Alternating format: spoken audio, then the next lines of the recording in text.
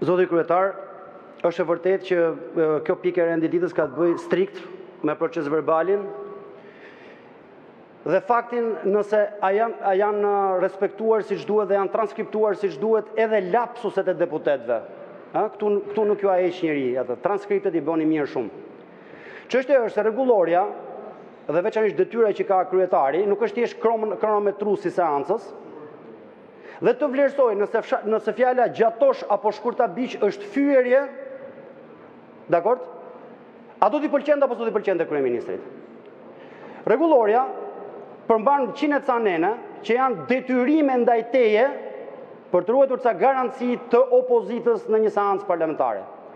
Deri tani që flasim, është seanca e 3 apo e 4 e këtij kuvendi, në proces verbal i ke të fiksuara të gjitha problemet që po thot opozita.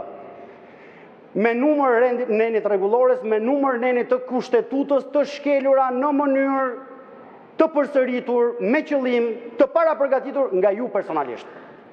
Edhe kur nuk flisni. Kjo është një çështje që është shumë e rëndësishme dhe ne këtu po flasim për rregullore. Rregullore nuk është kronometër, nuk e arbitri këtu, me matë garat, sa foli njëri, sa foli tjetri. Dhe të ngresh veshët nëse do t'i pëlqente apo jo kryeministrit një citim nga një deputet apo diun se çfarë njëra tjetër. Në një kohë që këtu vjen kryeministri, nëse ka një që ka prua psiqik, oratori fekale do thoja këtu, askush për jush nuk do ta marrim me sportivitet fjalorin e kryeministrit.